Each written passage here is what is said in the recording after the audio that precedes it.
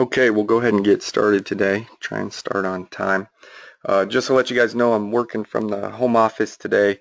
My daughter's on summer break, and I've got the dog going on too. So hopefully I've set the right expectations with both of those guys, at least my daughter anyways.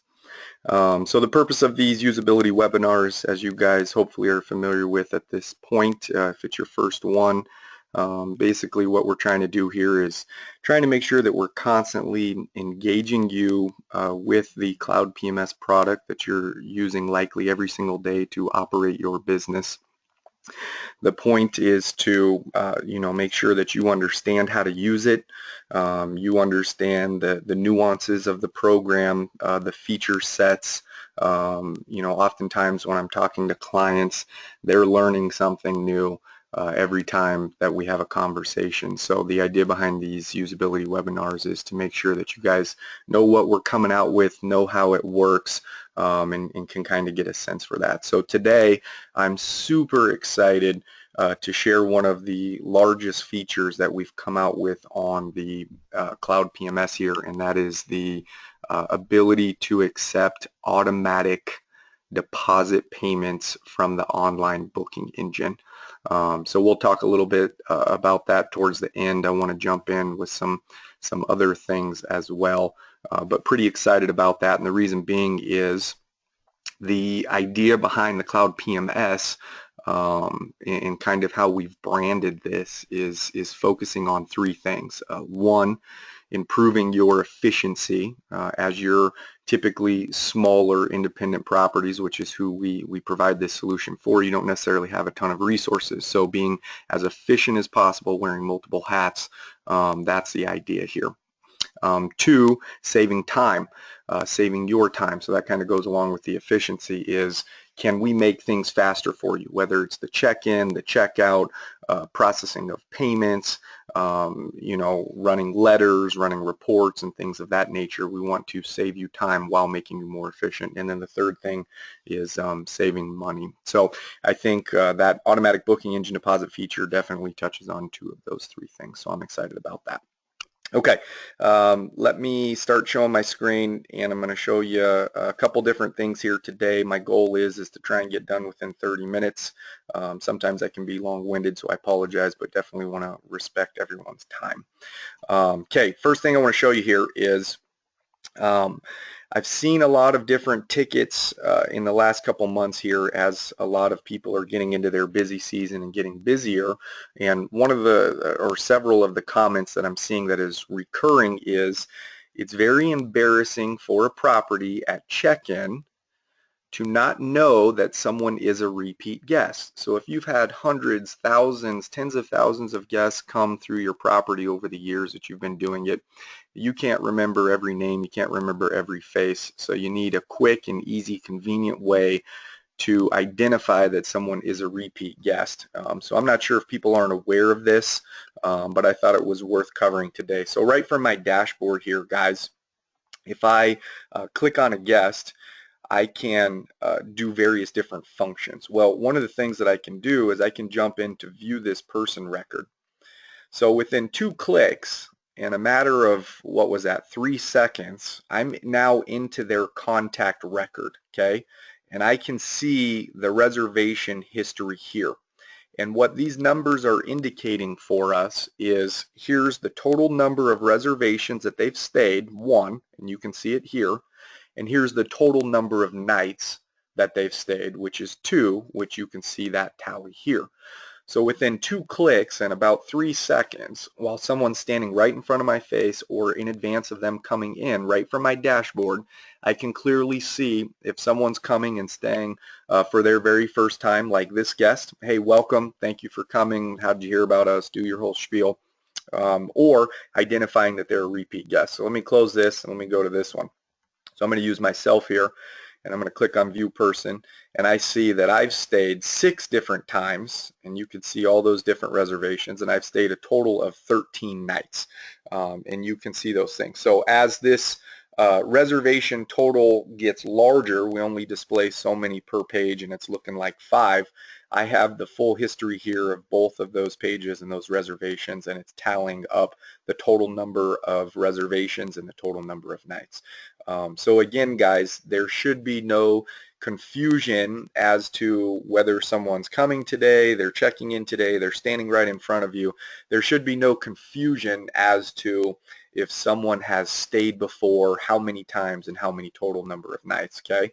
Now let's assume that you're not using the dashboard for that. You can also get to that data from the occupancy map or the actual person's record. So by clicking on the reservation, if I come down here to view this person, I'm now into their record. So again, within a couple of clicks and a matter of seconds, whether I'm in the occupancy map, the dashboard, I can clearly see how many reservations and how many nights.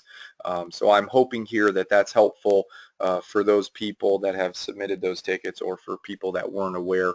That's a quick and easy feature for us to be able to identify. Okay, moving on here to the second thing I want to show you guys today, gift certificates. Okay, so for those of you using gift certificates, you've probably experienced this pain before, and what that pain was is that these gift certificates get ordered kind of wonky, if you will. It's not necessarily numerical in terms of you got 1, 2, 3, 4, 5, 6, 7, and the purpose for that is how the gift certificate servers are set up, and there's a very good reason for that. But prior to this last release here, those gift certificate numbers were spread out all over the dang place, and it was really kind of hard for people to keep track of them. Now obviously you can come up here and you can search for a specific gift certificate number if you have it.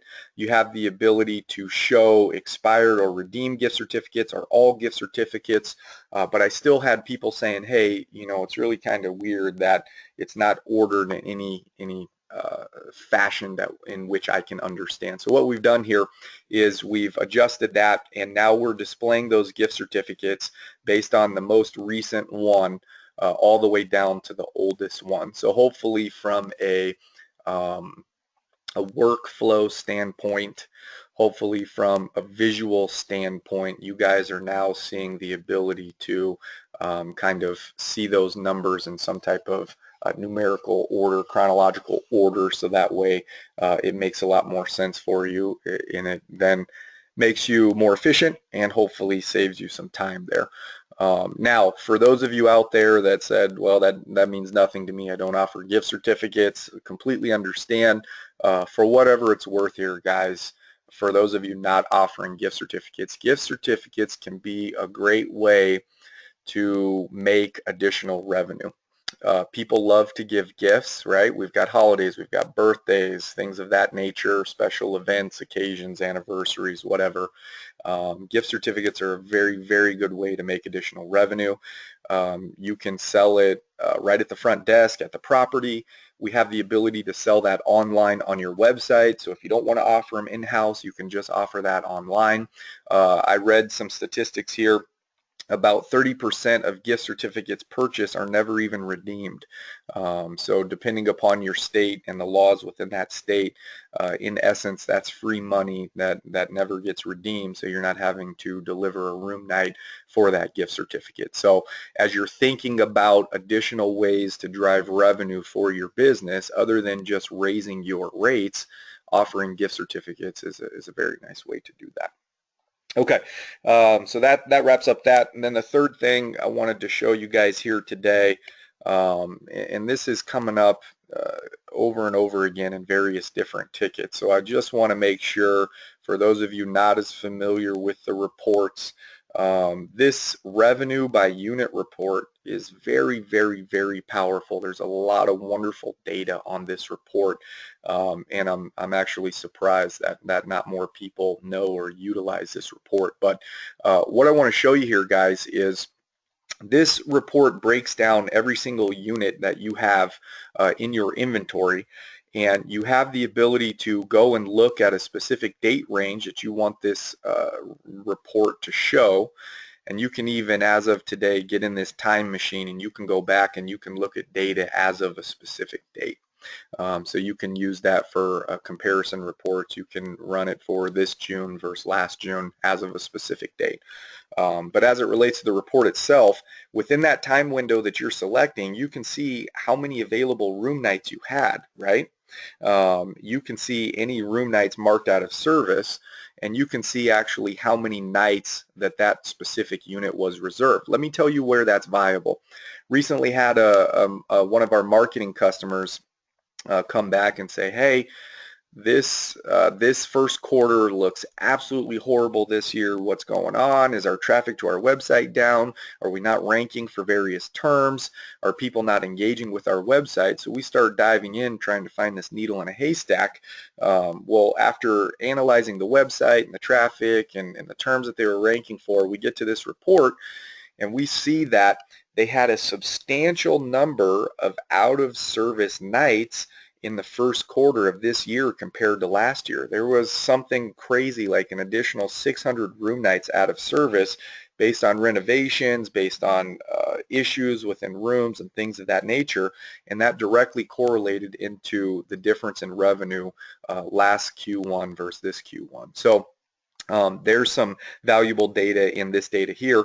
Then other metrics you have on this report, guys, is we've got our occupancy, not only total for the property here, but we've got it total broken down by every individual specific room. So we can see which room or which room types are selling well, which ones are not. We can see our average daily rate for those rooms. So if we have an underperforming room, do we need to lower our rates? Maybe that room doesn't have a high occupancy because it's our best room. It's a suite, jacuzzi tub, great views, what have you, and it has a very high ADR. So just because the occupancy is low doesn't mean that that room isn't selling. We've got revenue per available room night here. We've got revenue, fees, taxes, and totals of all of that. So just want to make sure that you guys understand the power of this specific report. Again, it's our revenue by unit report. And this report here has a lot of great data, allows you to pick your dates, allows you to go in that time machine here as of a specific date for comparison reasons. So this report is very, very powerful. The other thing to pay attention on this report is not only can we print it, but we can also export this report. So if you ever want to see if a report can be exported, in the upper right-hand corner, you'll have the ability to export that out to a CSV file, an Excel spreadsheet, for tracking purpose, or if you need to move data around, comparison data, however you guys are keeping track of your business and its data. The other thing on various different reports, guys, is you may have a settings tab. If you click on that settings tab, you can come in here and you'll have various different options. So this particular option on this report is saying, do you want to consider out of service as available as it relates to calculating your occupancy? So I think that's a nice little feature there, so that way you're not reporting different occupancy figures for out of service nights and things of that nature. Okay, so that's wrapping up this report thing and the third thing. So where are we at here? We're at about halfway in as far as a goal here, so I think we're going to get done on time. I want to talk to you guys here about this very last feature. So it is taking a deposit from your online booking engine reservations automatically, okay? So let me just set the stage of what that means for those of you that may not be familiar. For those of you that are smaller properties, which is the majority, typically the way in which you take payments, based on my experience for the last 8 years here, is you take two payments. You take a payment at the time of the reservation, the deposit, right? And the purpose for that is, let's get some skin in the game. Let's make sure that these people aren't as likely to cancel that reservation and leave us hanging last minute. So typically you're taking an advance deposit. Another good benefit of taking a deposit is cash flow, right? We're getting some cash in our business so that we can do what it is that we need to do, pay bills, mortgages, staff, etc.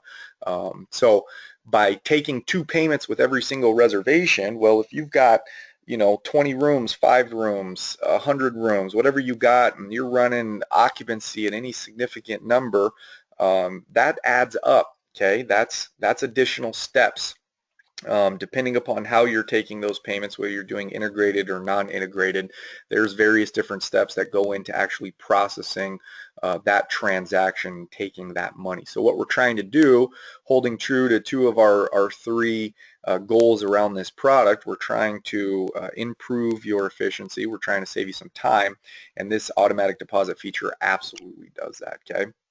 I'm going to push out a poll here because I'm curious, for those of you that are in attendance today, if you would kindly answer this poll question for me.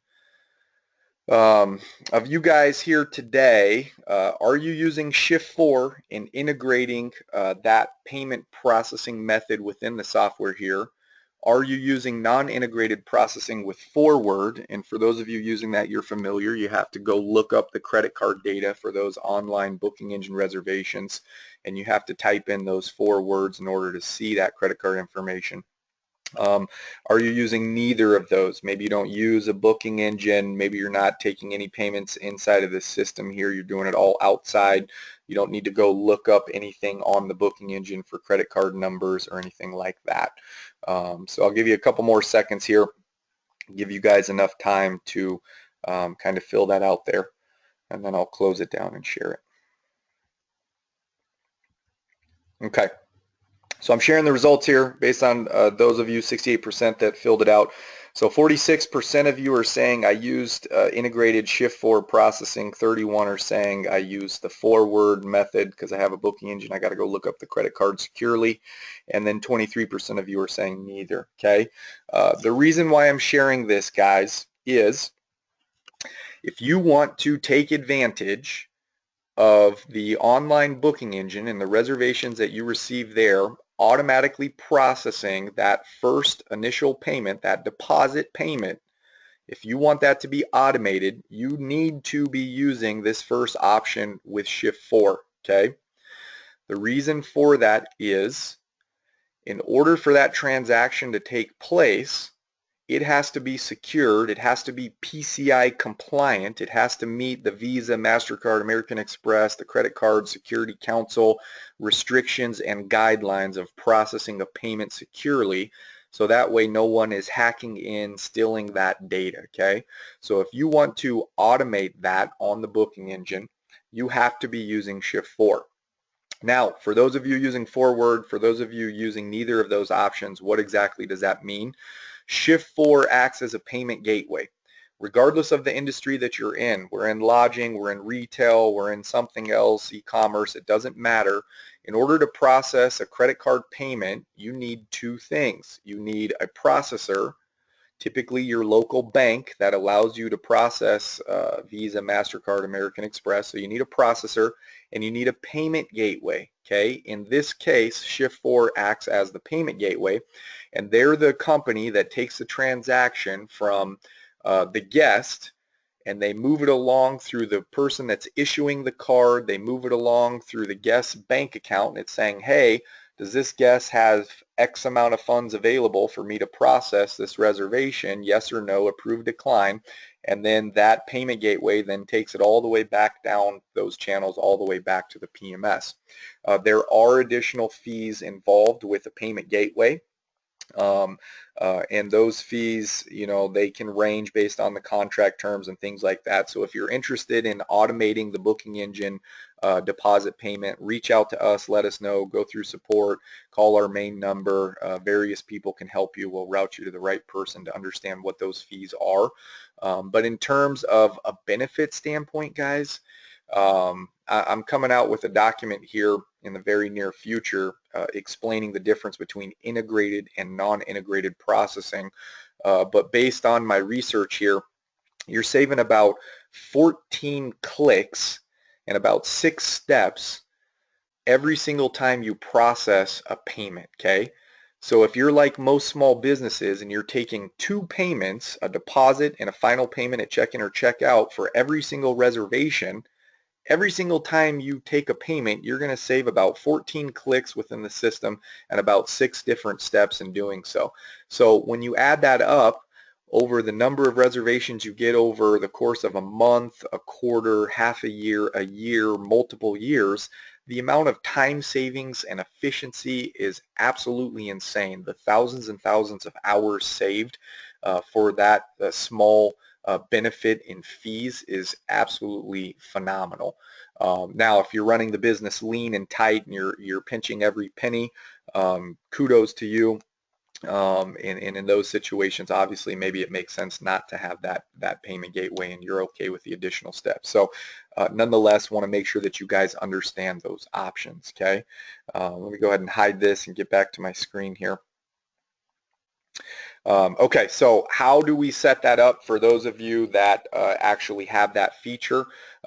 Within our booking engine settings, let me go back a level. So within our booking engine settings here, we have a payment settings tab, okay? And we can see the description here is we're going to choose whether we want to allow automatic deposits or not. So if we come into that specific page here, now, this page may look a little scary because there's a whole bunch of content on here. There's a whole bunch of verbiage on here. Well, this is to make sure that you understand what's going on and how things are working, okay? The first thing, in order to see this page at all, you have to have Shift 4 set up and turned on. So if you don't have Shift 4 set up and turned on, you're not even going to see this page. It will not even be an option to you, as explained earlier, okay? Now, in order to turn it on, it's as simple as clicking that button, right? No big deal. That's how we turn it on. But let me talk about a couple things in here that you need to be aware of. And the reason why this verbiage here is to protect you and make sure that you understand what's going on. So for the booking engine reservations, these are reservations through your booking engine and taking automatic advance deposits. It's describing here how that's working, okay?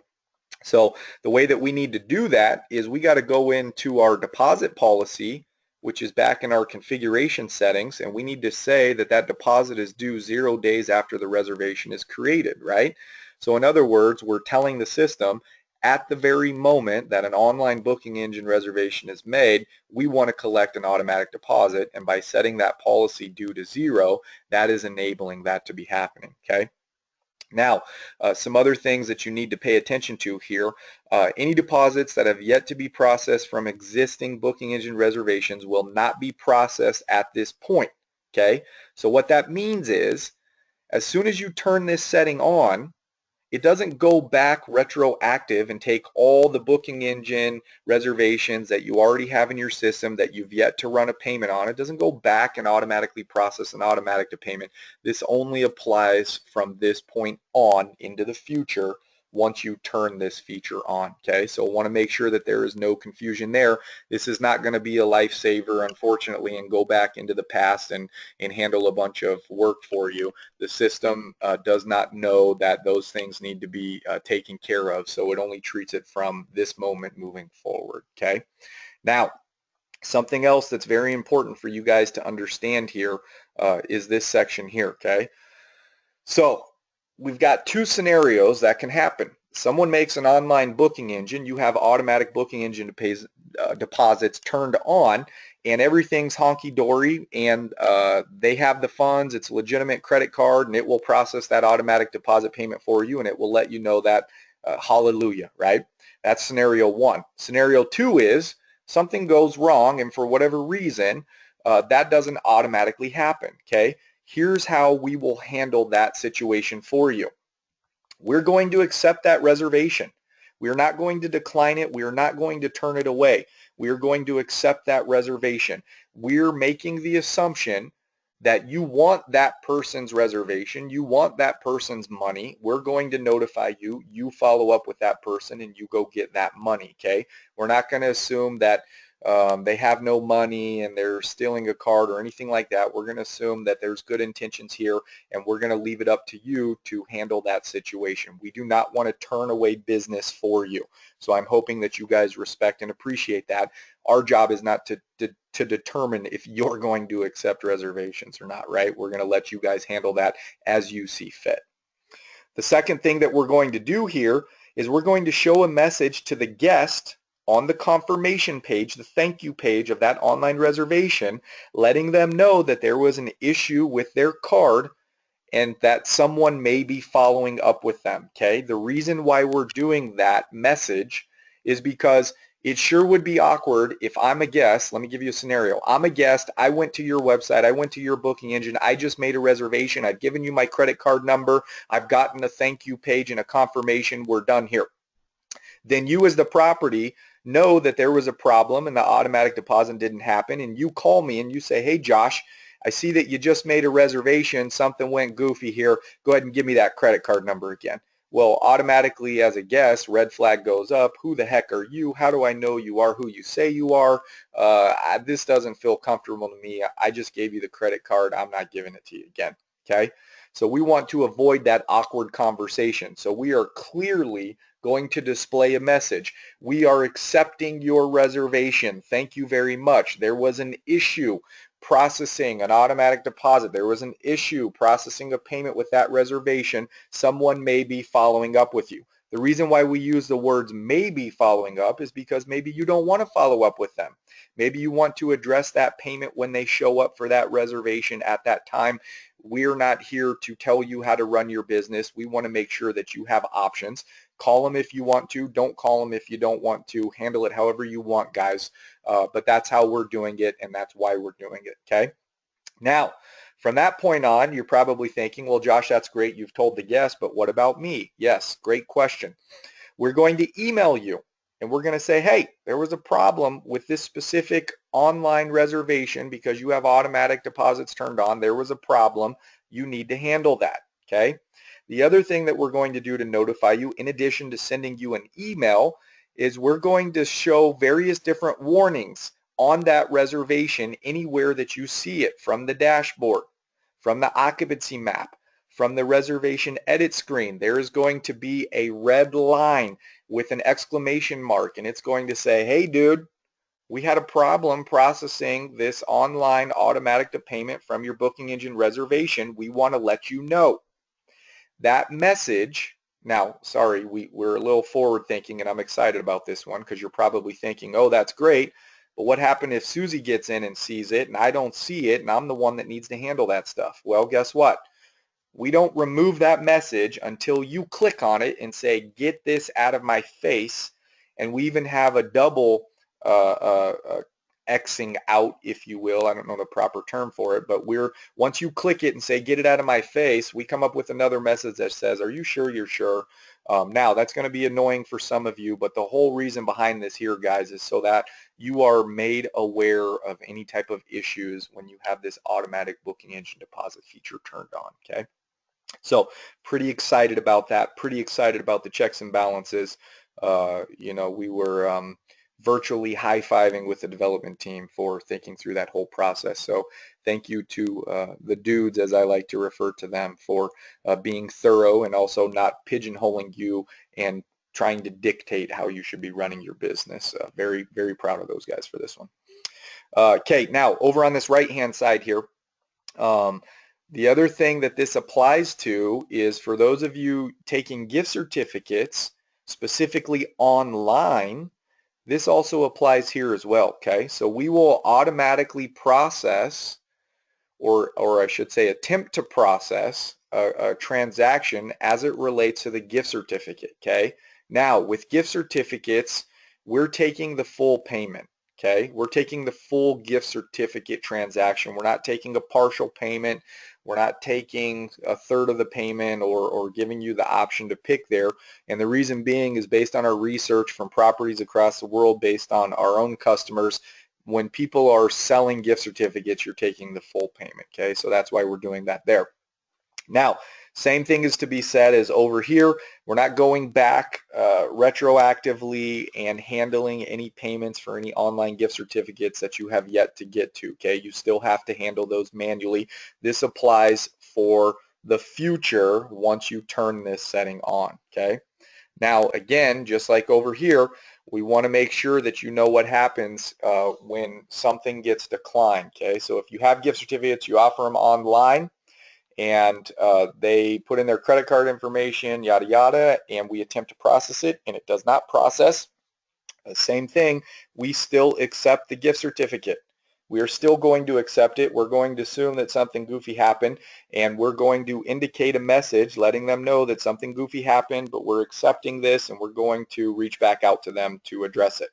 Okay, so again, we're going to display that to the guests so they don't get that awkward call saying, hey, you just bought a gift certificate, I'm so-and-so, just trust me, give me your card number, right? So we're trying to eliminate that awkward conversation. And same thing with booking engine reservations. With gift certificates, we're going to email you and let you know, as well as we're going to notify you with warnings within the reservation software on the dashboard and on the gift certificate edit screen. Okay, so I'm hoping here, I'm making some assumptions, maybe not assuming, but I'm hoping that your guys' eyes look like hearts and cartoon characters, and you're absolutely ecstatic at the fact that we're trying to help you streamline your business. And we're also giving you options of how to handle this particular setting. And you guys appreciate our messages and our warnings here. Again, for those of you that want this feature that are not using Shift4 integrated processing, please feel free to reach out either to myself, to my staff, to my support team, and let us know that that's something that you are interested in. And let us know if you have questions, what type of questions you have, fees, things of that nature. As usual, guys, if you have ideas, usability, comments, email me, call me, please. That's important to us. In between squeezing this booking engine feature in, we had to slow down a couple of these bigger features that we were working on. There was enough feedback of people, properties going into busy season that we wanted to jump on this automatic booking engine deposit feature because most of you handle that deposit payment before final payment at check-in, check-out, and we wanted to help automate that and streamline that, as you guys are likely already running around as chickens with your head cut off in busy season anyway. So hopefully you guys appreciate that. Okay, that concludes our usability session today, guys. Right 1 minute over my goal. Long-winded, but not as long as normal. As usual, we record these, we post them online. So for those of you that maybe missed the first half of it or had to leave in between, it'll be on our website, as well as you're going to get an email with that recording. So thank you so much for attending today. Greatly appreciate it. Hope you got some value out of it. And as usual, guys, remember, we're a partner.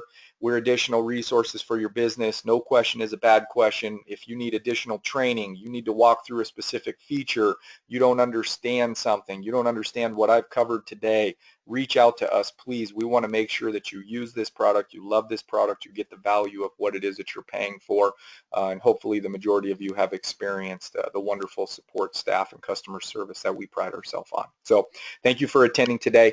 Hope you guys have a wonderful day, and obviously, as usual, look forward to hearing from each and every one of you. Thanks, guys. Take care. Bye-bye.